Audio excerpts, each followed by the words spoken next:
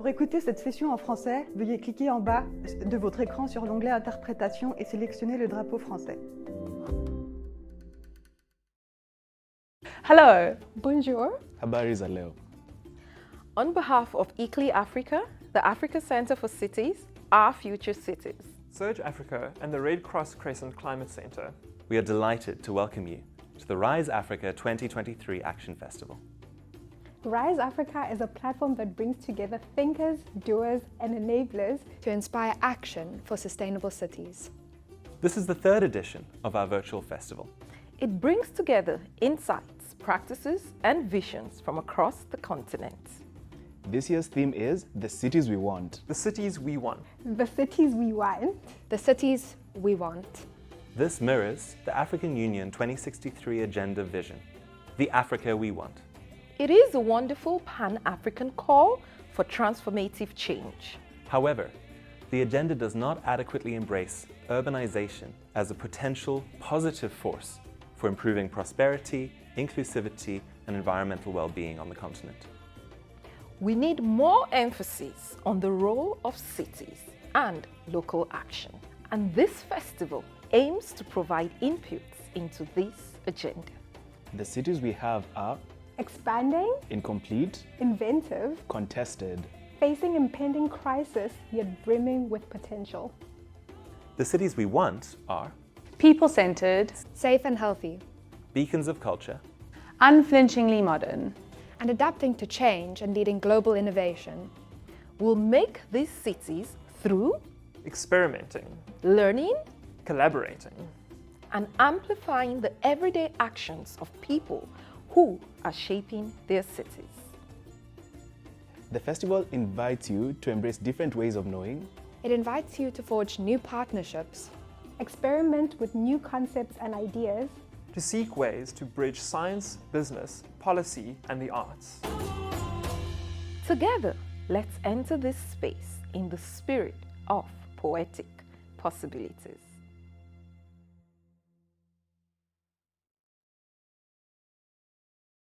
Nous venons tous de diverses cités, et c'est cela vraiment notre diversité, la force formidable de notre continent.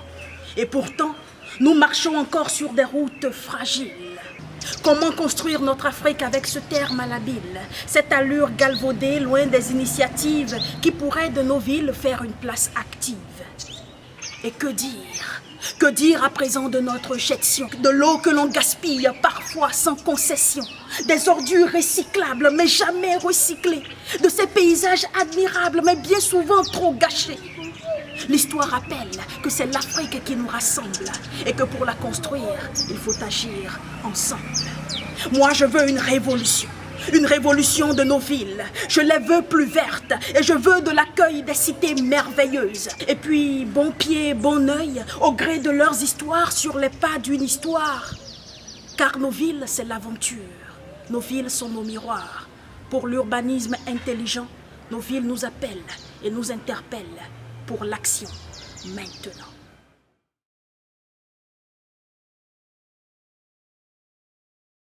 Apologies. Hello, everyone. I think I'm audible now. My name is Luanda Tachwayo, and welcome to our session today of what cities do we want. And we're looking at a different dynamic today. That things that we normally would see very invisible. We're looking at the aspects of waste pickers. How does your waste move around? How does your waste in the city? In the cities that you want, how do you manage waste in your head? If you want a world-class African city, how do you imagine waste being part of it? So today we are going to be braced by a very beautiful panel. We've got guys from WWF, Nitabo, we've got Amiria, we have Amiri. I'll give a proper introduction later on. But I think in the meantime, I just need to highlight that there's a Mentimeter that we do have. We're going to have a poll and ask a couple of questions that I think everyone needs to start answering. A question like, who manages your waste? So we can use our chat to be able to start communicating. And here's the first question that I want to start asking. What do you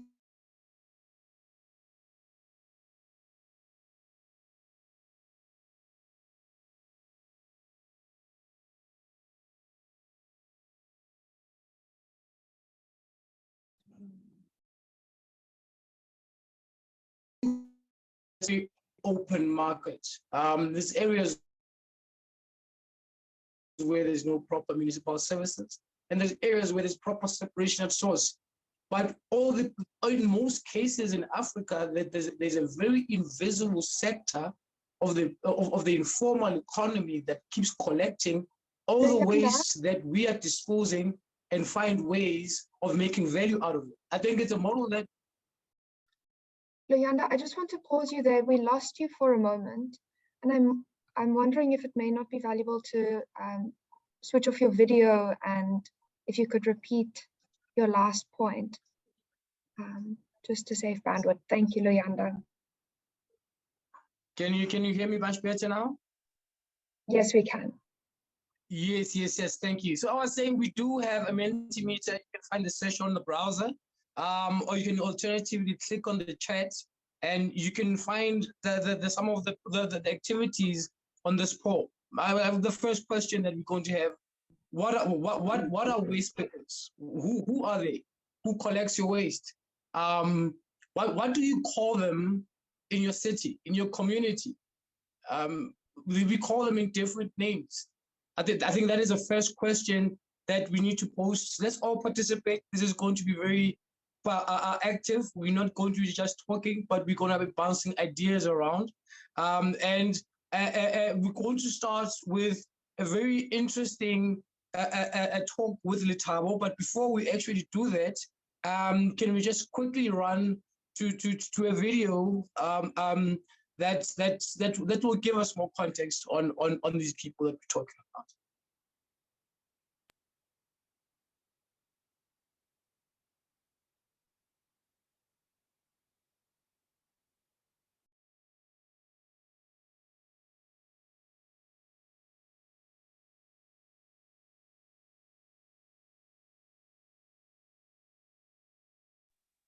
Can I please have the video running, please? To protect this planet.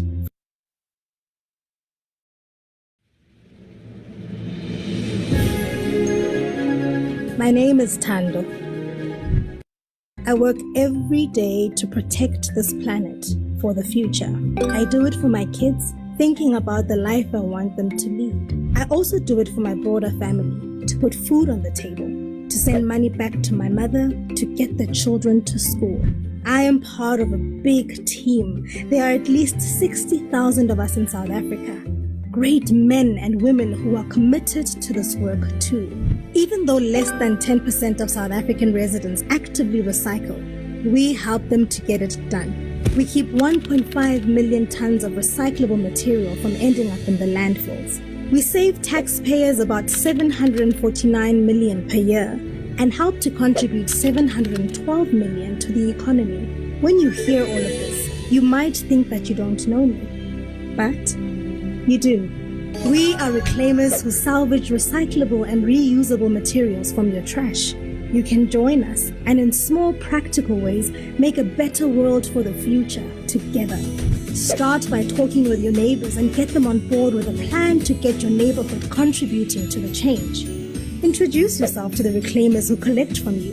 Get to know their names. Ask them what they collect. Do they come every week? How could you make their collecting process a little easier? Reclaimers collect what is possible to recycle nearby, so it is best to ask them. But there are some basic things that are helpful to almost all reclaimers. Separate your waste. Put rinsed recyclables aside instead of with your other waste. Plain brown cardboard, non-glossy papers, PET plastics like cool drink bottles, PP plastics like ice cream containers, cool drink and food cans. Make sure you rinse everything before adding it to the bin. You can offer some water to drink or warm water and soap to wash our hands.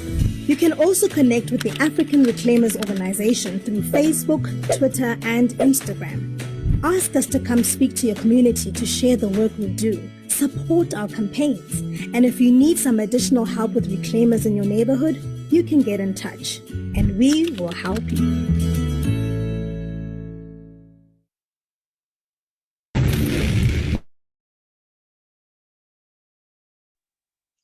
Thank you very much. Reclaimers in Africa have found ways to actually find their voice. They're named different words everywhere. In other areas, people call them scavengers. In other areas, you're a drug addict. And here in this video, we see a group of people that wanted to find identity and started naming themselves and say, we don't want to be branded, we don't want to be named, because society has found ways of naming who we are. And we live in the same cities, and you see us coming every day collecting your waste, and there's still a problem of stigma of what are we doing in your bin? Why are we going through bins? Why are we wearing balaclavas? So it goes back to the question we asked earlier on. What do you call the people that collect your waste? I call myself a reclaimer. I reclaim reusable, recyclable materials that make value. What are the waste pickers called in your name? During COVID, we started being called essential workers. Very interesting. But we are not being considered as workers. We are not recognized as workers in all societies. Now let's look at how is waste managed. People, society throws away, we collect, we divert, and it gets into a proper system of what you would call secularity. So introducing our first speaker, Letabo Poloto is a project coordinator in the circular economy unit at WWF. Good morning, Letabo. Good morning, Luanda. How are you? And how's everyone on the call doing today? Hello, Letabo. Hello, can you hear me? Yes, we can hear you, Letabo. Hello, Letabo. Can you hear us? Okay. Yes, I can hear everyone. Thank you. Okay, great. Letabo, the first question, as a young lady working in the space of waste, what are the most critical challenges? I'll ask in many different dynamics. What are the different challenges in the space of waste that have been really highlighted in your work? And as a woman, what are the biggest challenges that you've faced? Thank you for the question, Luanda. So as you've already alluded to when you were introducing me, I work in a circular economy portfolio at WWF. Can everyone hear me? Is it just Luanda or is it everyone on the call? We can hear you just fine, Letabo. Is it fine? Okay. So yeah, as I was saying that I work in a circular economy portfolio at WWF, and prior to that, I did like my honors and masters at Verts, and we were doing work around, getting to understand who waste pickers or reclaimers are in South Africa, the value that they add to our economy and the municipalities at large, and also like how they contribute towards making the environment clean and and how they, they aid like local municipalities and the government in general, and also producers in that same sense. So at WWF, I do work in the circular economy portfolio, and I do engage with stakeholders at city level.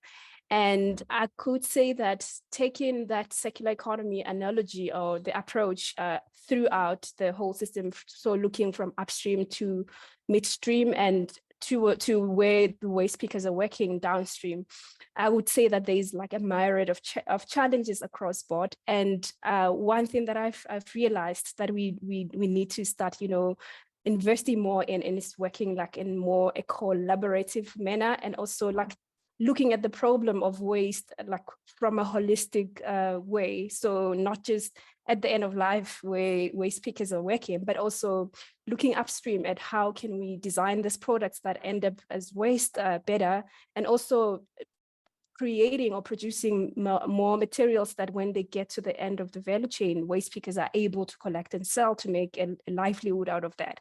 So I would say that one of the key challenges that are existing in the space, and for me as well as an individual working in the space, I would say that at first, I still remember when we were doing my honors and master's research, we struggled a lot in terms of, understanding the contribution from the informal sector into the value chains. But now, as Leander has alluded to already, there is those numbers that are now, identified, even the financial value. So I think that it shows that South Africa is taking a step ahead in terms of, investing in this sector where they are realizing their contribution. And as well, like from the kind of work that I do at WWF, we've been like supporting or, continuing that relationship with the informal sector where we engage with them in various projects and research work that we do. And yeah, I think let me stop here for now, but I want to just say that there has been a bit of progress and we still need to know, if we work together more, we can, even get more benefits from this and start, trying to, we can start to end plastic pollution as well as waste. It can be better managed. So yeah, I think I would stop here for now, Leander.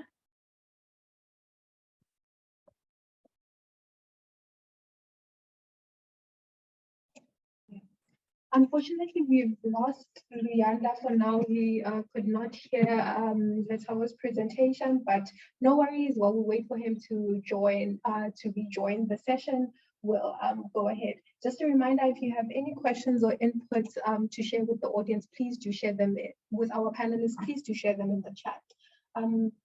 Letawa, thank you so much for the input that you've shared right now with regards to the work that you do. And I think it's quite important to highlight the connection between the work that you're doing at a local level with the work that you're doing internationally, especially to shed light into the work that reclaimers are doing.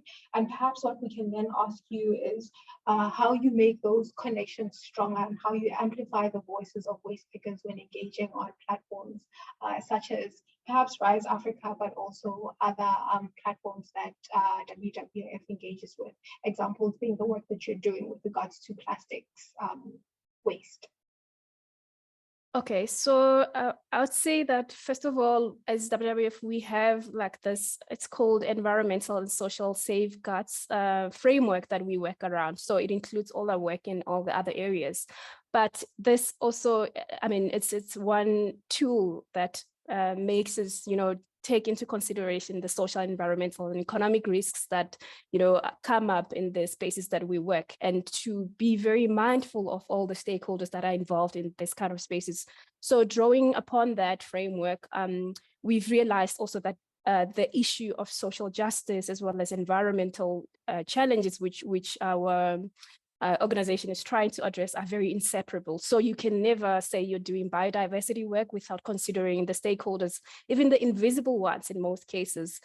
So we need to work together with that. So we work collaboratively with like even traditional leaders, the informal waste sector. We work with local communities in various protected areas.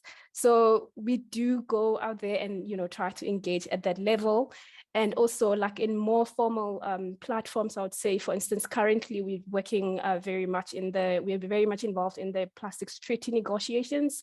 And the role that we play there is also, we've been supporting African governments. And one thing that is mostly common in all the countries in Africa is that they've got the existence of the informal sector. They've got waste pickers working informally in their cities and countries.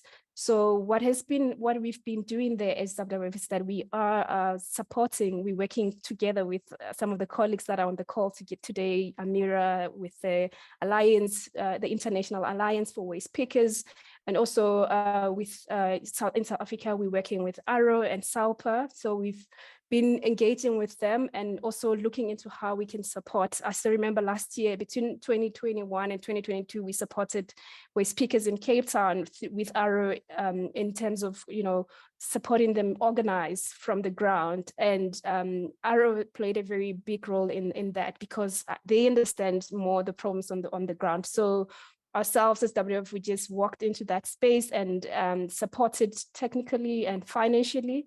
So that was one of the many roles that I can think about at the moment.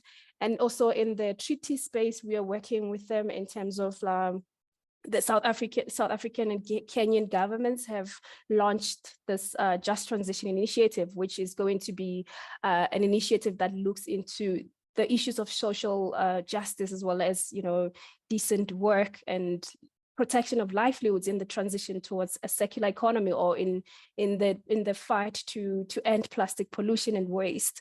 So we've been supporting that process as well, and obviously enhancing the voices, or ensuring that the stakeholders such as the informal sector is also considered in those processes and those decisions where control measures and global rules are being made. So it shouldn't be a transition that displaces the informal sector or continues some of the inequalities that have been happening, but it should be to advance the important work that they've been doing already. So those are just some of the areas that I can say we've been working, but also in spaces where we may have good relations with municipalities or other stakeholders. We've been introducing, where we partnered with the informal sector. We do introductions of the sector and showcase how relevant their work is in the broader spaces that we work. So yeah, thank you for the question.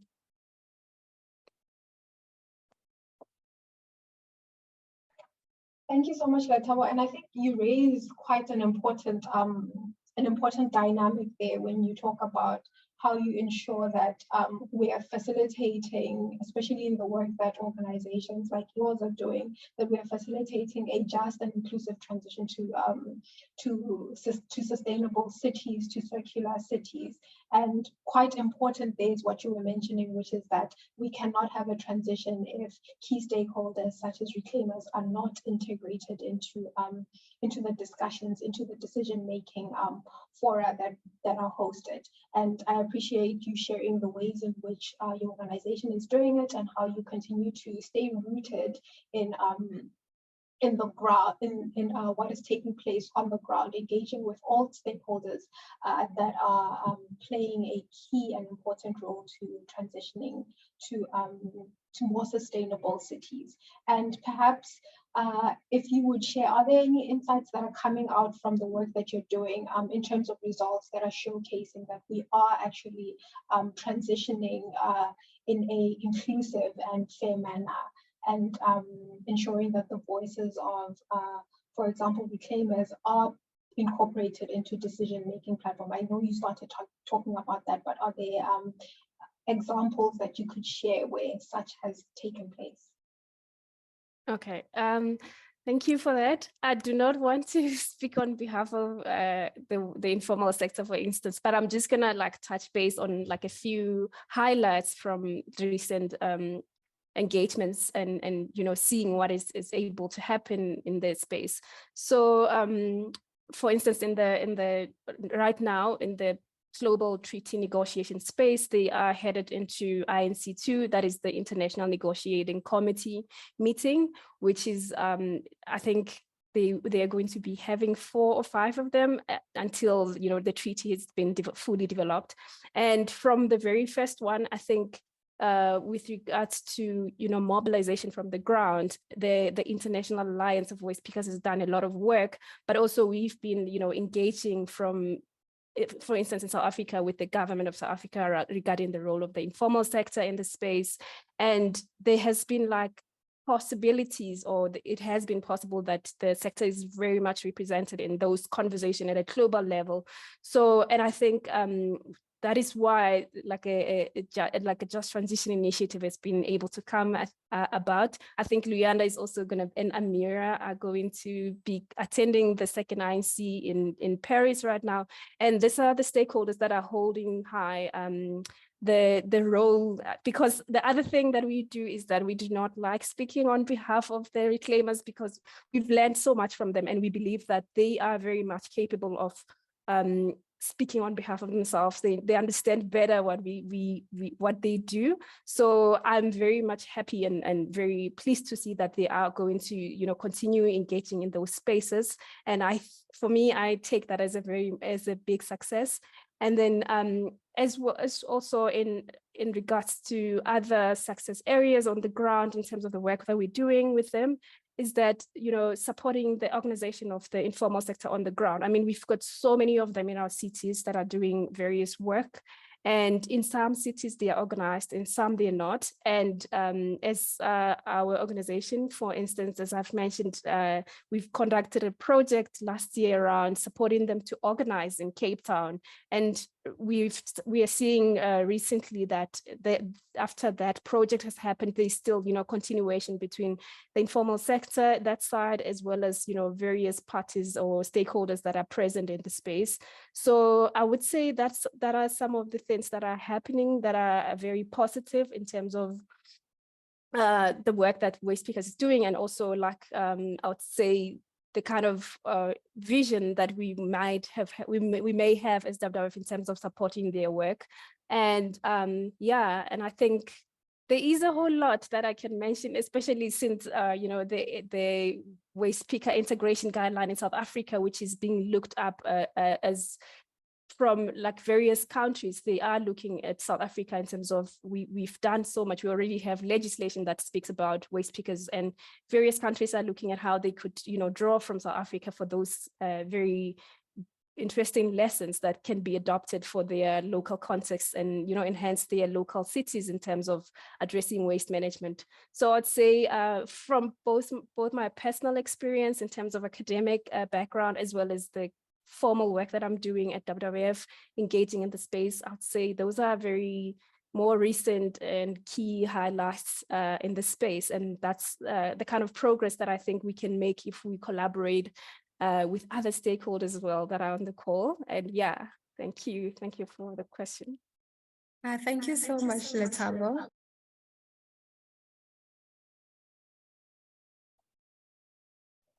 Thank you so much for that, Lethabo. You've raised quite important points, and I know we are pressed for time with regards to your availability. So I just want to say, before you do drop off, a huge thank you, Lethabo, for joining us and for sharing these insights, as well as helping to lay that foundation for the discussion that is going to take place later with regards to the role that waste pickers play in terms of managing waste in our cities.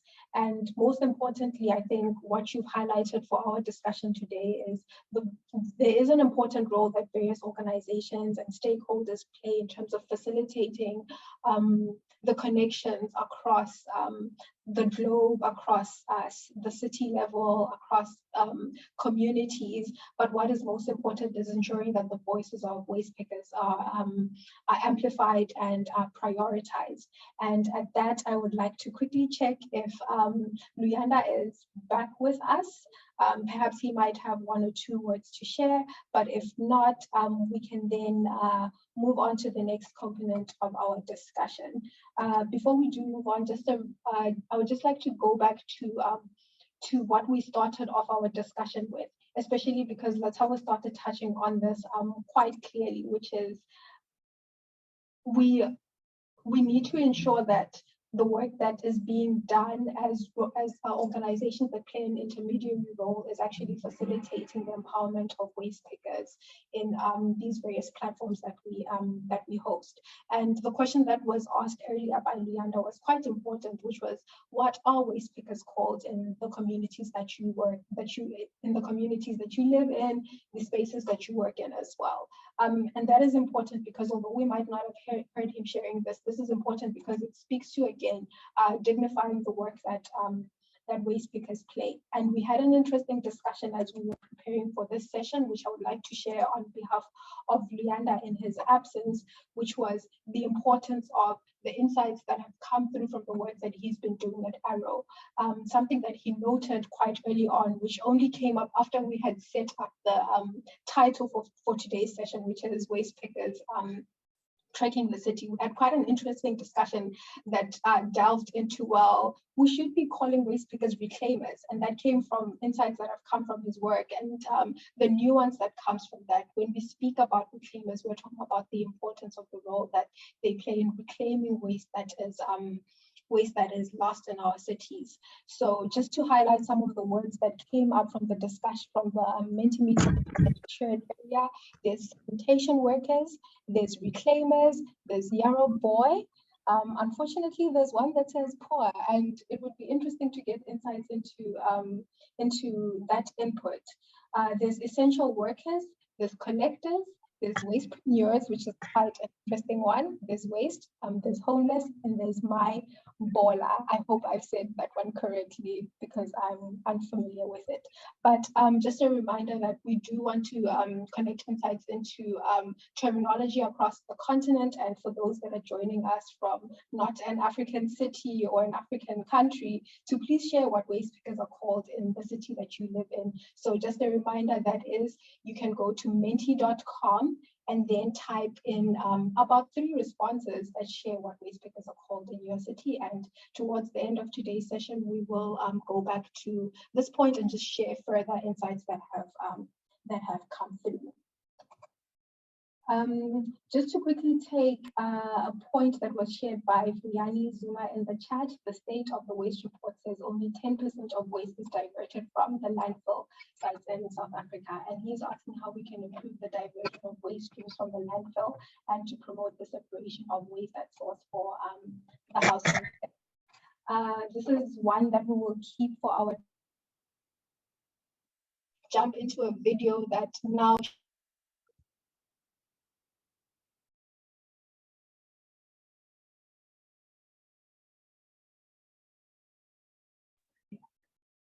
apologies. They've created an exhibition that basically takes us through the day in the life of a waste picker. So I will now hand over to Tashi to share this video with us, and then we can reconvene for further discussion. Hi everyone, welcome to this session.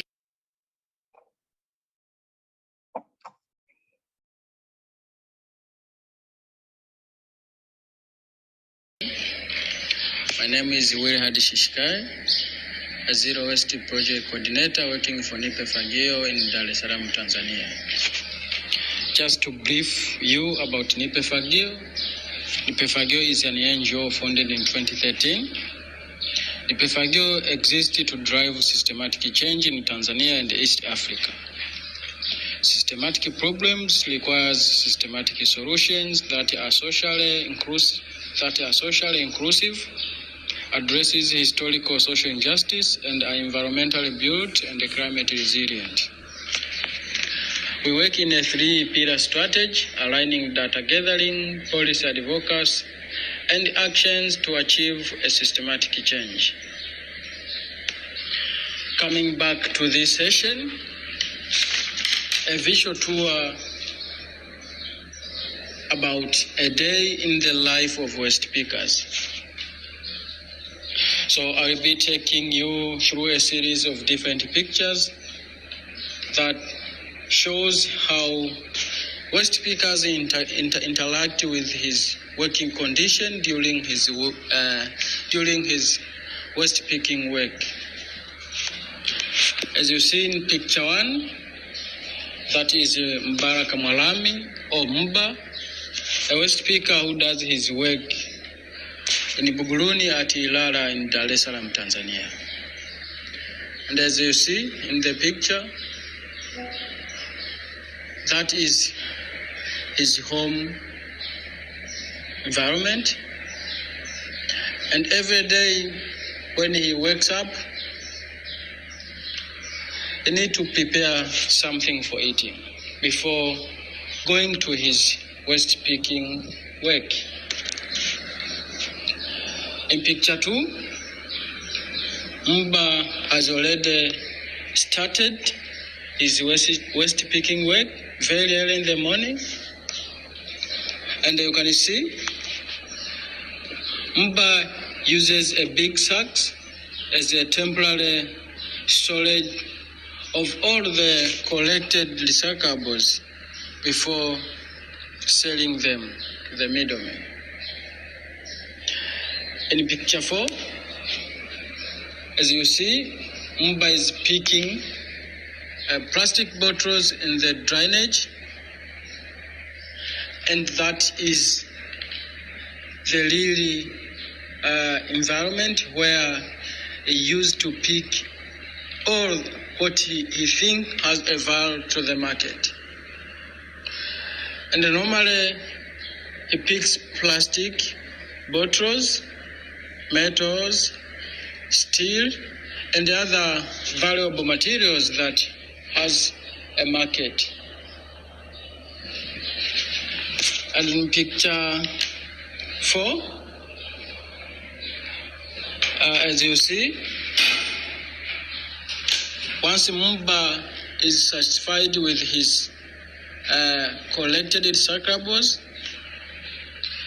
he takes them to a middleman or a buyer where he can sell and get a cash to ensure that his daily life cost is incurred. Due to his working condition and the high temperature that he encounters every day, Mba needs to cool his body by at least washing his head to ensure a body feeling better for him to continue his waste picking work. And in picture 6, as you see, Mba now is going back to his home, and he normally finishes his work at 6 p.m. And every day, when he picked up all the recyclables that he found, he take them to the middleman or a buyer. That's why you are observing the picture that the big sack that he uses to temporarily store the recyclables is empty. That means Mba has already sold all the recyclables that he picked up. And just to give you a little bit about his different challenges that he faces, Mba encounters several challenges, including lack of recognition on the value of waste pickers, hazardous working condition with no safety equipment. Also, he faced a social harassment from local community and the civic authorities. Another thing that he faced is the fluctuation of the price of the recyclables that is found. Also, lack of any form of authorization from the kind of work that waste pickers are doing. And another one that is really touching them is the way people treat them. They treat them like thieves. They treat them like people who are crazy. And it's really a bad attitude to them, which really tortures them a lot. So just like a call to action to waste pickers, we all know that waste pickers are doing a great job that really contribute to ensuring that our environment is clean. Also, they are contributing to the recycling sector in a reasonable percentage, which if waste pickers could not be there, then something in the recycling sector won't be happening like what is happening today. Having said so, as an individual, community, civic authorities, government and other actors, we really need to think formal infrastructures that will help the integration of waste pickers in different strategies in ensuring that solid waste management is a success. So for instance, Nipefagio currently is working in a zero waste program where the zero waste program itself integrates the waste pickers and enable them to form a cooperative that brings all waste pickers together and help them have a voice to raise their concern while working systematic in a formal way that ensures a constant earning of income. So by doing that, we are helping them, they are really enjoying, and they are really feeling that they have advanced to be like other workers do in their daily work when they are contributing to building their nation. So thank you very much for listening to me. I believe till now you have just get a brief overview about waste pickers in Tanzania, what they are doing, the really working environment, and the challenging that they are facing. If you have anything to ask, don't hesitate to contact us.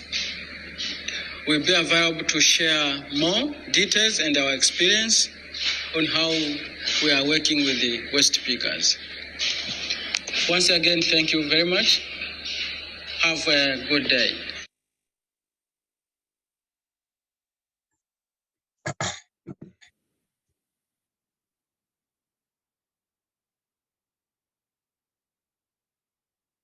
Thank you very much. It's Luanda, I'm back again.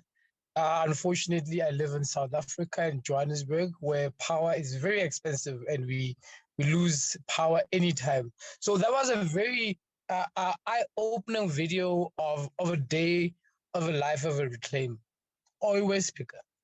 Now, what we need to really understand in the facts, number one, is that the African dynamic of waste management is completely different to the European way, to the South American way. Now, in the African model, you've got the informal sector that has properly found ways of managing where society can't manage, managing where governments can't manage. Now, an average reclaimer in South Africa collects between 80 to 200 kilograms of recyclable plastics on a daily basis. We've got about 6,000 in my city. That's tons that's being moved informally, saving municipalities millions of rands in logistics. Now in Europe, there's proper systems of separation of source. You've got green bins, black bins, yellow bins, and there's a properly funded model that works. It's been working for years. Africa, we don't even have infrastructure. Now, for that person that collects about 200 kilograms of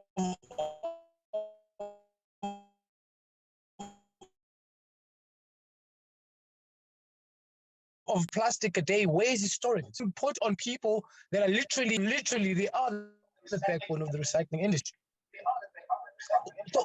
So now, here's the question. Are we recognizing the people that are cleaning our cities? Yes, let's go back to the question, the cities that we want. How are we envisioning them? Do we envision these cities with waste pickers or without them? Now, in Johannesburg, it's about 6,000. In Kenya, there's more. There's reclaimers everywhere. Now, what would happen if reclaimers don't collect? Now, we collect 80 to 90% of post-consumer packaging.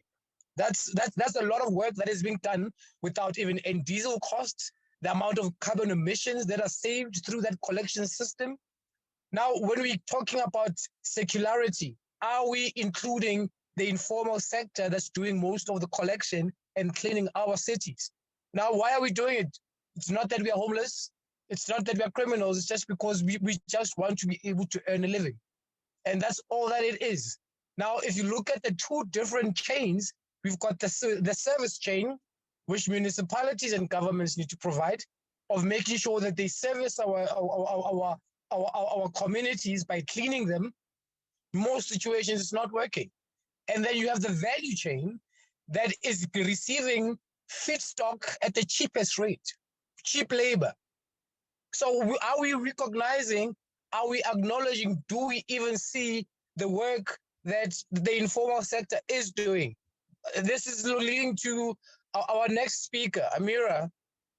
She's a very, very informative lady who's really been in the space for quite a long time. She works with WeGo, and they've been working for many years. I think some people do know the organization WeGo in many different parts of Africa, but in the context of waste pickers, Amira is an African region coordinator for WeGo and supports a team of members of the International Alliance of Waste Pickers. She has more than 10 years of experience working in environmental topics, focus on waste management, recycling value chain, circular economy, and livelihood creation. Hi, Amira. How are you? Hi, Leandro. I'm fine. Thank you for the introduction. I think I underestimated. I was supposed to give it much bigger, but we'll do that next time. A quick question. What is the role of WeGo in empowering waste pickers in organizing themselves and how they focus on finding solutions in the challenges of Africa? How is WeGo assisting? Thank you for the question, Leandro. So WeGo is a organization that is policy research global network that focus on empowering workers in the informal economy. Our route is built on the notion of providing technical information and expertise to organizations of workers in informal employment with a views to organizational empowerment that aimed at changing the conditions of workers and their members. So in other words, WeGo is a labor support organization that works with MBOs. We call them membership organizations. By definition, they are the organizations that's member are workers in the informal economy. We mainly work in 4 sectors, and waste pickers or recuperator is one of the sectors that we work with in Africa. So as my role as an Africa coordinator, one of the main things that we really focus on is improving the organizational capacity, improving organizing and representation within the waste pickers organization that exists in Africa. I hope that I answer your question, Leandro.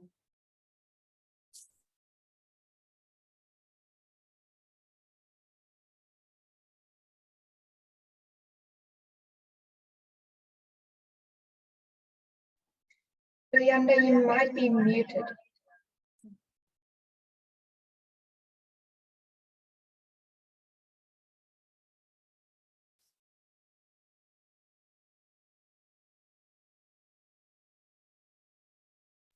Apologies once more. Luyanda's internet is definitely causing a lot of trouble today. So are the woes of Eskom in South Africa, but hopefully he'll join us back once more. But thank you so much, Amira, for sharing that insight into the work that WeGo does. And perhaps could you maybe take that further and share with us what the challenges are that you've experienced with regards to this work around empowering waste pickers? Yeah, as my work, there are a number of challenges that is faced, and mainly the challenges can be distributed into different layers. But for today, I may talk about 2 layers. One, at the level of the organizations themselves. When it comes to democratic processes and representation, there is a lot of challenges that we face in terms of having a kind of a proper democratic process that is led by workers and for workers. And many times, we face some problems with some leaders that are leading their organization where they become a gatekeeping and they create some monopoly over the decision and the representation of the organization. And when it's come to the level of municipality, we see like a lack of recognition and lack of integration. And Leander already mentioned about the infrastructure and the overall waste management system that we have in Africa is a bit problematic. And it's make it very hard for workers to access whether places of work, to access material, but most importantly is to access their right as a human, as a worker, the right to social and economic security, such as health, medication, pensions, and etc. So those are the two main challenges. In addition to that, briefly, we see kind of some kind of challenge as we go as a labor support organization. We're not a funder. So in many times people may see us as a funder, and which is a kind of a wrong kind of perception. Our focus is to support labor organization.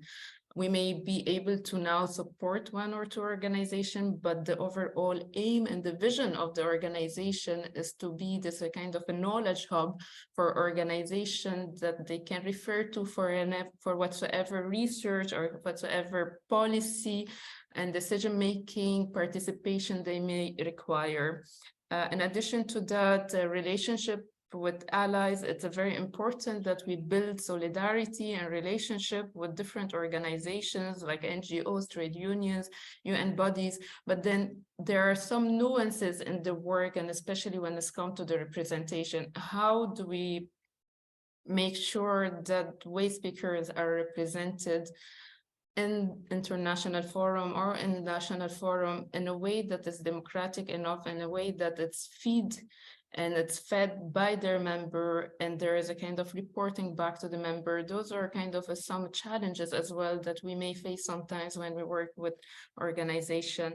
And in addition to that, and the topic that's been raising lately within the MBOs, the organization, and especially women in organization, is the gender dynamic.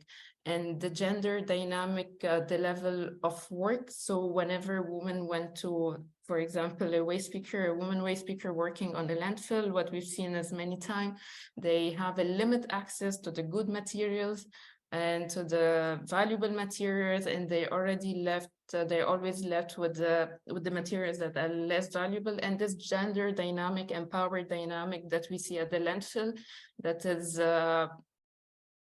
caused by imbalance, I think a structural kind of systematic way of the relationship between men and women in the working place. In addition to that, at the organization level, saying that we have a well-established or an established waste speaker organization, what we see as well, the ability of women to get into the leadership position is less than the ability of men to get into that leadership position. And that may be seen for several reasons. It's just maybe part of it is just like the gender education within the organization itself, and knowing the importance of diversity and inclusion for proper decision-making and representation. But as well, I think we have in Africa, since this is a Rise Africa conference, we have this heritage of a colonial way of political systems where a patriarchy were enforced in our custom law. And unfortunately, we still have them very rooted in our political and jurisdiction systems. And unfortunately, in some places, we see a lot of men leaders saying, this is our culture. I would challenge that, because this is not our culture. This is what we inherited in the past couple of years. But if we look back in the history of Africa, we were a kind of a strong matriarchal societies, that woman has a role in trade, in the house, in economy, in the society, and so on. I will stop here, and then I'm happy to answer any other questions. Thank you so much, Amira. And I think as was also shared by Letabo, although the work that WIGO is doing is quite different from the work that WWF is doing, at the fundamental level, we're seeing some of the similar challenges in terms of how we advocate for waste pickers. And at this moment, I just want to also then just highlight some comments that were shared in the chat in the prior discussion, which was Anthea mentioning that waste pickers cannot advocate for themselves in the spaces where it matters. And this was a follow-up to something mentioned by Peter Harrison, which was that perhaps we need to re-educate our political leaders at one end and simultaneously educate primary school and secondary school children at the other end of the spectrum of humankind and about the work done by waste pickers. And I think quite importantly, this ties quite well with what you're mentioning with regards to ensuring that we're seeing these discussions take place when we have discussions around the role that women play in these spaces and how you can empower women to be in positions of decision making. I just want to also make a quick connection to a session that took place earlier on, which was one of the core sessions of the Rise Africa program, where we did have Vanessa Pillay, who's also from WIGO, sharing some insights into advocacy work for informal workers. And something that she was mentioning was the importance of that transition from just speaking about these ideas to actually taking action and implementing these things that we speak about. And she gave 2 examples of areas in which work was given to empower and give voice to informal workers. And also, most importantly, seeing action taken before we see challenges emerging. So how do we then shift our mindsets towards taking action before we've created a problem or a perpetuative process that is not easy to dismantle, because it's been inherited for generations and generations to the point that it's ingrained in our minds as, well, this is how things should be. And that's not necessarily how things should always be. And just the 2 examples that she gave were with regards to equal access protection, social protection, and empowering women when it comes to work in I can't remember exactly where that was taking place, but then the other example as well was work that is being done in Liberia to ensure that there is joint capacity building for informal workers that works towards improving living and working conditions. And this was by FITPIWU in Liberia. So just we need to see more of those initiatives taking place. Can I pause here quickly and just call in a hand that has been up for quite a while, and that is Anthea's hand. Anthea, I believe you either have a question or a comment to share with us. Thanks. It's just a question, and it's 2 parts for Amira. The first one is keen to understand what happened during the pandemic, especially with workers in the informal sector. In South Africa, for example, the government gave out stipends on a monthly basis, but that was, you needed to have an ID and formal identification, et cetera, et cetera. So keen to just see at a understand at a macro level what happened. And then the second question is, have you actually seen any successful models in the world where informal economy workers actually do have access to a safety net once they reach old age? Do we have any examples of that playing out successfully?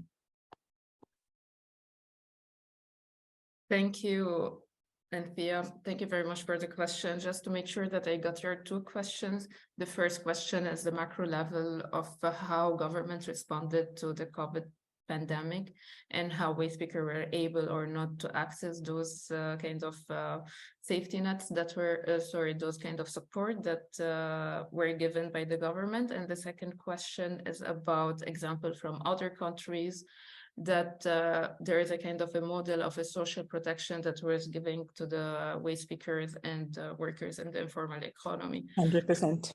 Great.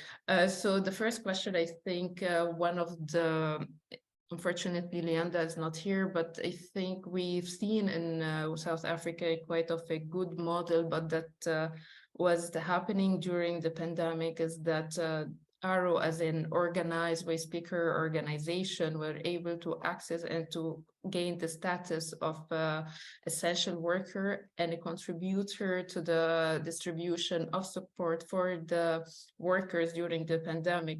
So I am not really aware about other organizations that we are able to get the same kind of support and so on. And that's one of the reasons I think when we say waste pickers are not able to advocate for their right, I think unorganized waste pickers are not able to advocate for their right. The moment the waste picker organization or waste pickers become organized, they automatically gain a kind of collective bargaining power where they put them on the table to be able to discuss and negotiate and demand their rights from the government, whether when it comes to COVID pandemic or any kind of emergencies that exist in their country. In terms of your second question, I think Leanda was giving the example from from Africa and Latin America. Latin America is a little bit more advanced than many African countries when it comes to recognition of waste pickers.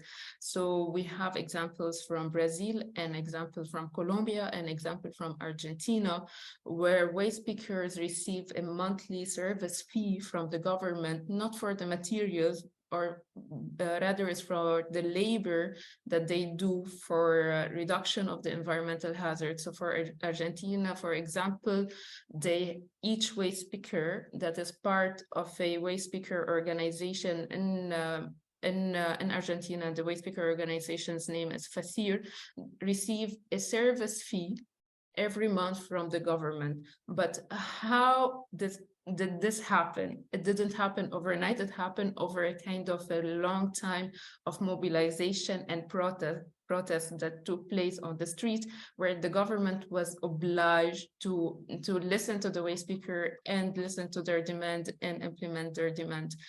In Africa, our reality is a bit different in terms of our ability to protest. We see in many places where people go for demonstration, unfortunately, people get attacked and bullet and then killed, and we end up to just lose one person without really becoming attaining what we want to attain at the end. So there are some examples.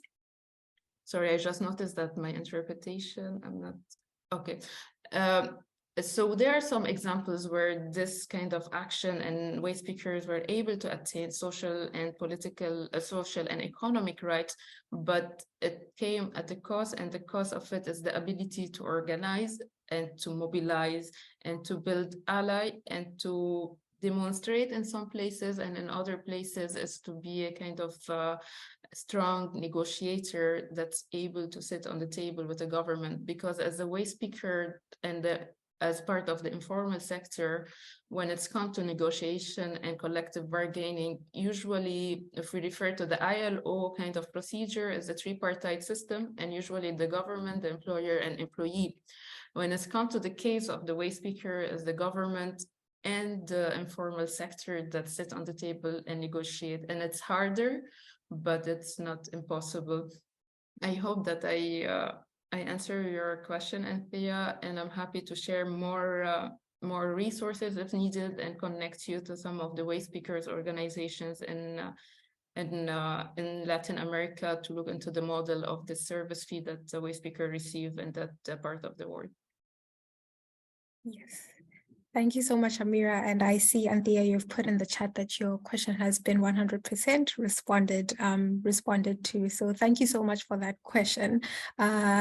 I would like to then just perhaps take one more question before we jump into our other panelists. We do have one more speaker, who is Amiri Bakari from Nipafagio, who would like to engage in discussion with. And I see a few questions that have come through in the chat that might tie quite well into a discussion with Amiri. But Jean-Francois, if you would like to please unmute and share your question.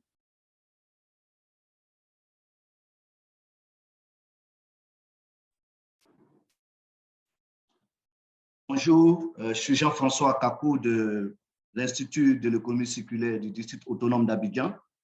Et donc, je n'aimerais pas poser une question, mais c'est plutôt une contribution apportée de l'eau au moulin de ceux qui viennent d'intervenir. Et effectivement, les récupérateurs ont une place très importante, et notamment dans la gestion des déchets.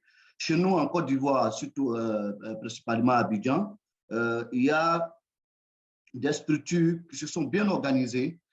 Aujourd'hui, les récupérateurs sont cantonnés dans des endroits bien précis et ils se sont même spécialisés. Il y a dans la commune de Makori, ce que ici dans notre langage, ivoirien, on parle de casse. Il y a la casse spécialisée dans le matériel informatique. Donc, tout ce que vous avez comme, vous voulez avoir comme matériel informatique, outils de remplacement en termes de matériel informatique, vous allez dans cette casse-là, vous allez avoir.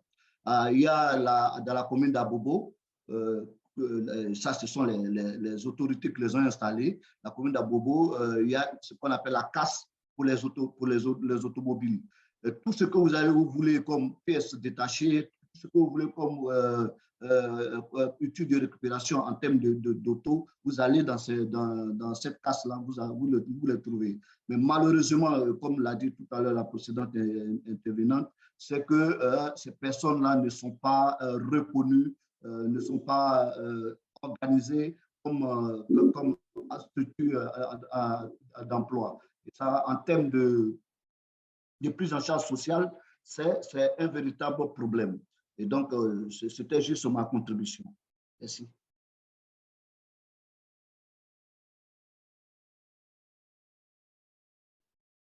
Thank you so much, Jean-Francois. I think that was quite an important insight to give, and also further contextualizing what Amira has spoken about, which is the importance of organizing, mobilizing, negotiating, and definitely challenging the input that we had earlier from Anthea, which is how do we ensure that waste pickers are able to advocate for themselves in various spaces where decision-making takes place. And the importance there is what Amira mentioned, which is quite important, which is the challenge is not necessarily that waste pickers cannot speak, but if organization takes place, we then are able to see waste pickers in a position where they're able to contribute and support in decision-making in a collective manner that benefits the wider community. So perhaps also to hear from you, Amira, if you have any comments or reflections on what Jean-Francois has shared. I think what Jean-Francois already shared is 100% in synergy what I was saying. I just want to, maybe this is a advertisement. Jean-Francois, if the waste picker organization you're familiar with and they're interested to become part of an international body of waste pickers where we build solidarity, I think the main aim is to build solidarity and to increase the voice of waste picker around the world. Please feel free to share my contact with them. They can reach out. And now we're in the process of formalizing the International Alliance of Waste Picker. And we're having our Congress where we'll have our elective Congress and executive board in March 2024. So let them reach out, and we're happy to as well learn more about the example of Côte d'Ivoire, because learning and exchange of knowledge is part of building and organizing and improving the voices of waste pickers around the world and their endeavor to be recognized and endeavor in accessing their labor rights. Thank you. Thank you so much, Amira. And I hope in 2024, we have a similar follow-up session where we get to hear about the insights that would have come out from Côte d'Ivoire. For now, we'd like to then just quickly also take some time to introduce our other speaker. Oui, merci beaucoup. Mais là où se trouve le gros problème, c'est que ces récupérateurs eux-mêmes prennent conscience de leur importance dans la société. Et ça, c'est une bonne initiative. Je pense que je vais partager vos coordonnées à ceux-ci. Et je profite en même temps de l'occasion pour vous inviter en Côte d'Ivoire en octobre prochain, où nous avons l'organisation du Forum international de l'économie circulaire, où tous ces récupérateurs seront présents. Je pourrais vous partager aussi les thèmes de référence de ce forum et si ça vous intéresse, vous pourrez participer.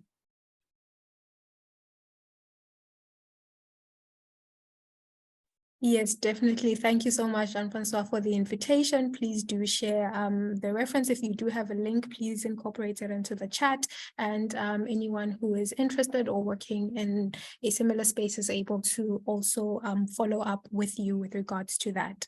I would like to now invite Amiri Bakari, who joins us from Nipefagio, which is a NGO that is based in in Tanzania, and he works there as a waste pickers program coordinator. Amiri, welcome. Are you able to hear us, and do you mind turning on your video so that we can see you?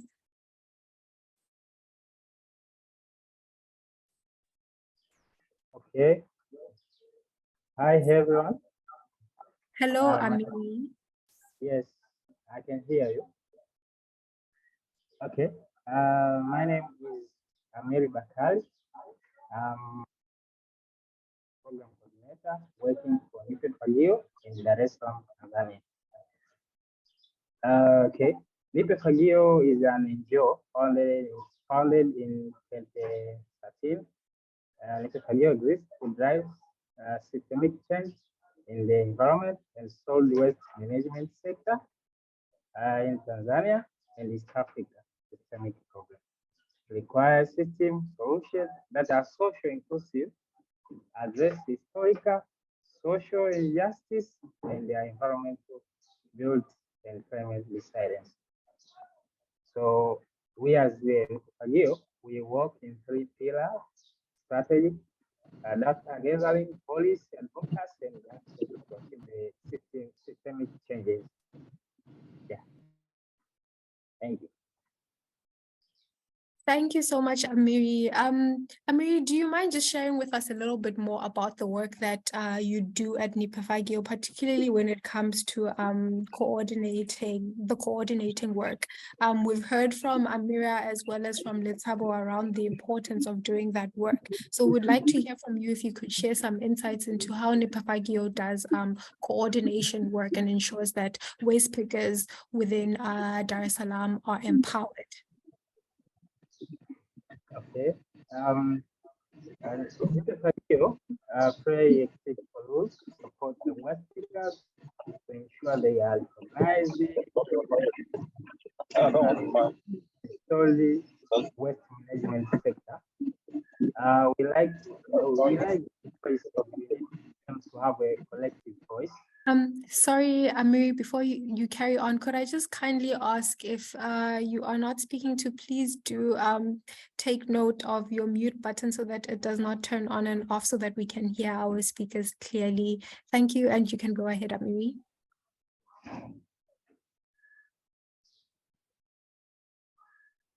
Okay.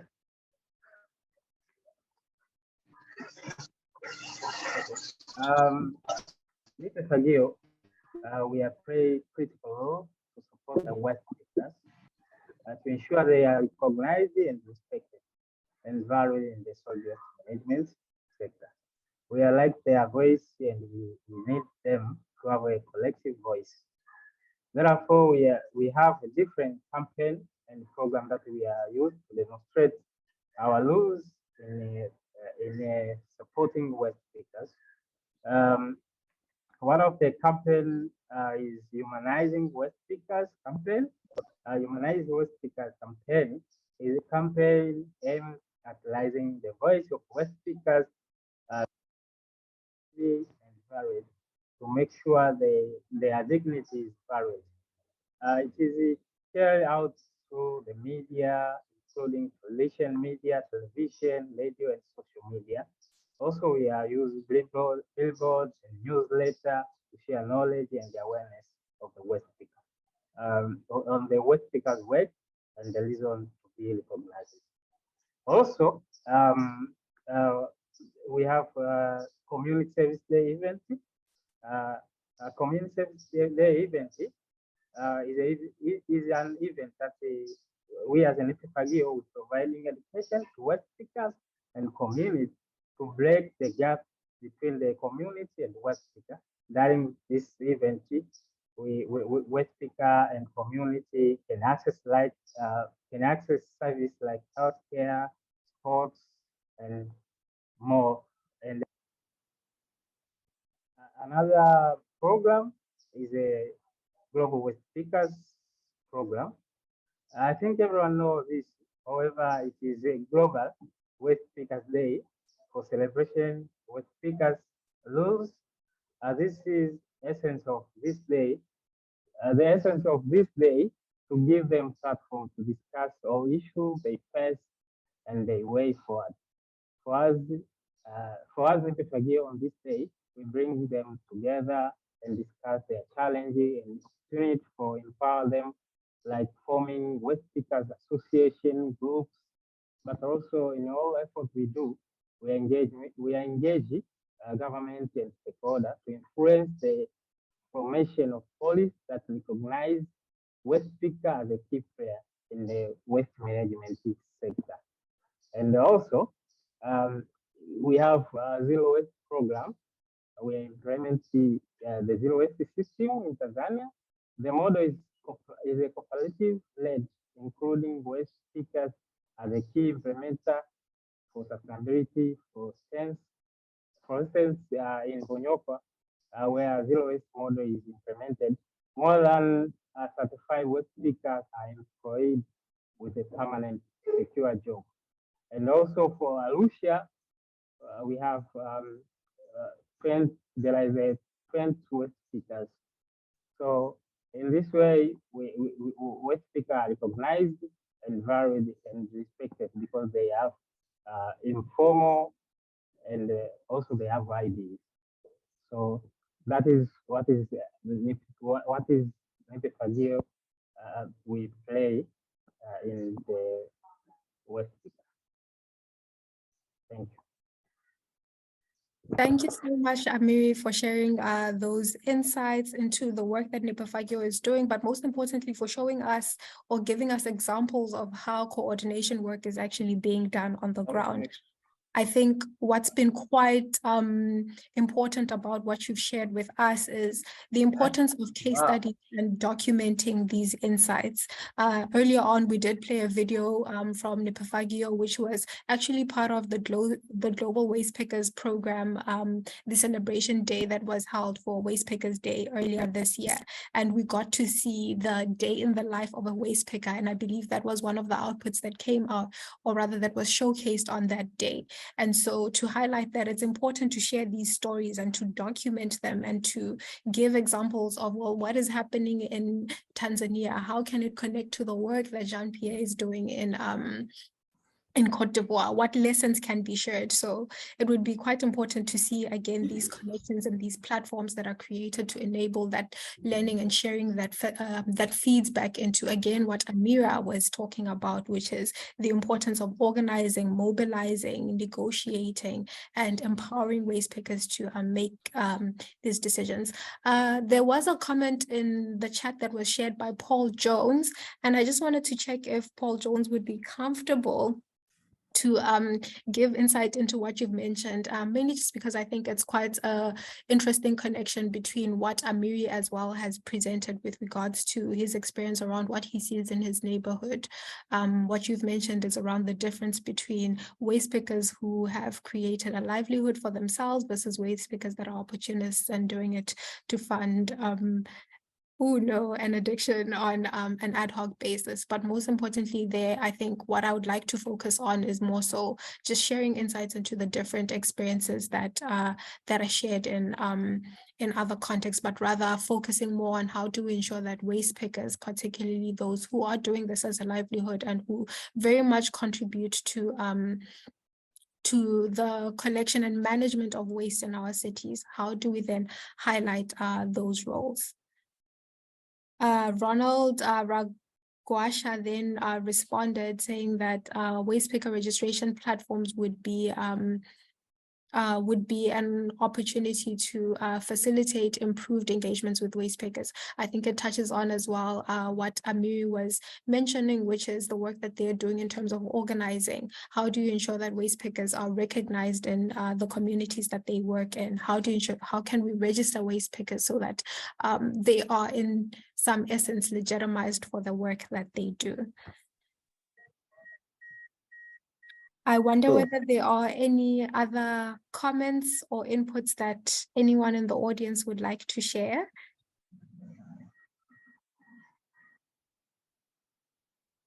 And if not, I would just like to then perhaps check with our panelists for final reflections on, well, what stood out to you in our discussions today. Do you have questions for the other panelists that you would like to ask? Perhaps we could start with Amira, if you might have any questions for Amiri. Unfortunately, Luyanda is still not able to rejoin us because of internet challenges. But do you have any final reflections? What stood out to you in today's discussion?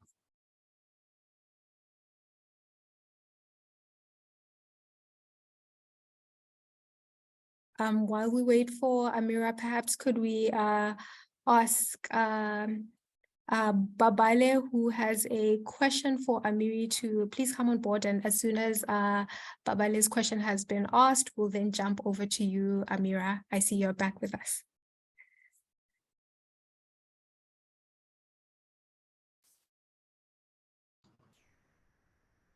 Please go ahead, Babale. Oui, bonjour, je suis Babale. Je suis un étudiant, je prépare ma thèse de doctorat sur la gestion des déchets à Niamey. Moi, la question que j'ai pour Amiri, c'est de savoir comment son initiative a-t-elle été accueillie par ses récupérateurs, sachant bien que lui, il ne l'est pas. Il n'est pas un récupérateur. Voilà.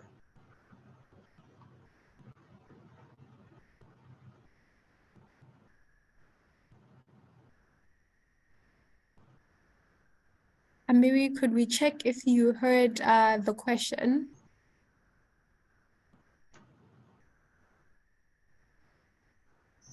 Sorry? There was a question that was just given by Babale. I'm just wondering if you were able to hear the question, or if we could get our interpreter to support in repeating the question for Amiri's benefit.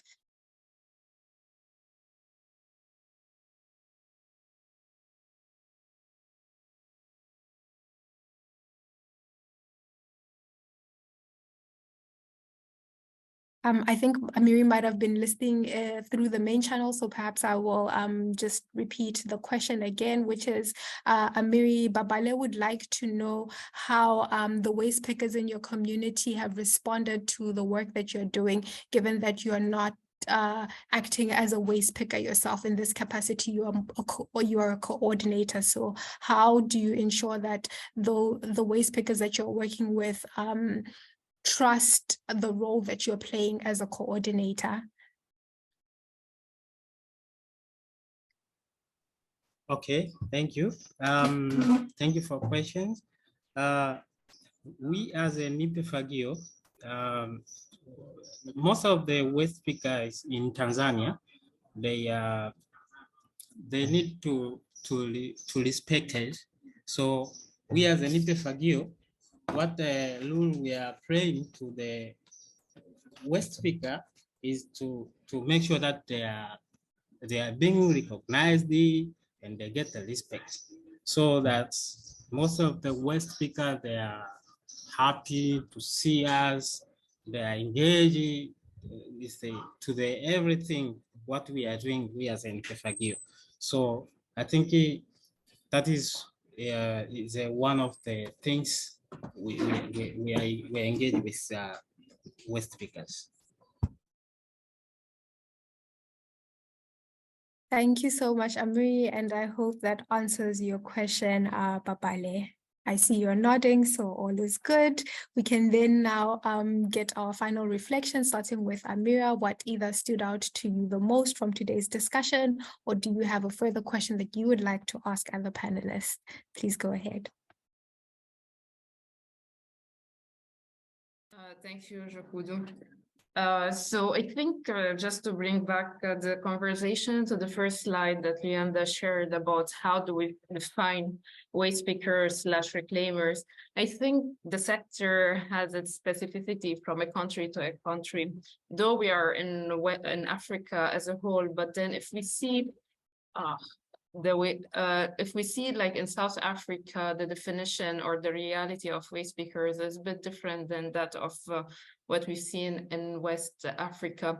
And the methodology of organizing is different according to the status quo or the context of the country itself. So whenever we work in the sector and whether as a support for organizer or we're the organizer and so on, we need to pay attention to those kind of specificity of the sector. Some people mix between waste pickers and waste collectors. Some people see reclaimers are different. But at the end of the day, the common thing is a matter of identity. If a person or an organization identify themselves as a waste pickers, I think that's a valid point to take into consideration and to look into the nuances of it for us to be able to create the organization and to have the adequate representation of this group of workers in the informal economy, whether under a cooperative setting or social solidarity setting or association setting. I think that's the main takeaway that I would like to take today. And another thing is just like we always need to keep an eye for gender and gender dynamic and the work that we're doing, especially when it comes to the sector. We know we have a lot of women that works in the waste picking and their reality is different and the reality needs to be taken into consideration, and empowerment as much as is needed for leaders, it's needed as well for women and in the sector. Yeah, thank you very much, Rakuda. Thank you so much, Amira, for sharing that reflection. And I think it ties quite well with one of the inputs that was also shared just quite recently in the chat, which is highlighting again the importance of knowledge sharing and knowledge collecting, especially creating case studies that document these stories, because it's not just about necessarily documenting the stories, but also about sharing them. So we need to start off by documenting them so that we can take these ideas forward and get people thinking about these provocations that are emerging. Could we go over to Amiri? Amiri, same question to you. What stood out for you from today's discussion? Do you perhaps have a question for our other panelist, Amira, or is there just one last thing you would like to share that the audience should leave today's discussion with?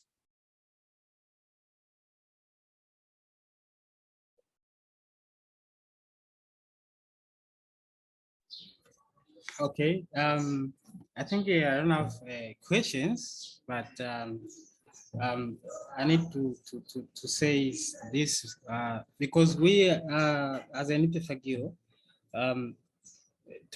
I need to clarify this to avoid the gift. What are the things we are doing? We are investing in education of the community and waste pickers to avoid the gaps existing between the waste pickers, community, and other civil allies like the police and the other, to help them waste picker have a collective voice that can influence their demands of the work they do, forming waste pickers association groups, and integrate waste picker in the solid waste management sector as a key player. Influence the policymaker and decision makers to create a police and regulation that will protect waste picker in their daily activity. Yeah, thank you. Thank you so much, Amiri. And I think that's a strong point to end today's conversation with. It encapsulates the core ideas that were shared in today's discussion, which is we need to ensure that we create spaces and enabling rooms where waste pickers are able to have their voices heard and contribute to the decision-making discussions. I would like to extend a huge thank you to our panelists, to you, Amiri Bakari, for the insights that you've shared, to you, Amira Halabi, as well, and to Letabo, who has now dropped off from the discussion. But furthermore, a huge thank you to Luyanda as well, who was meant to facilitate the session. And although I had to step in on his behalf, a lot of the ideas that have been shared today and the discussion points that have come through have been very much ideas that he has shared. I would like to also extend a final thank you to our collaborators who helped bring this session together, Nipafagio as well as Eclair Africa. So thank you everyone for the insights that you have shared, for the discussion that has been had, and we look forward to taking these discussions and ideas further, thinking through the cities we want. Thank you all and goodbye. Okay. Thank you. Thank you. Bye-bye.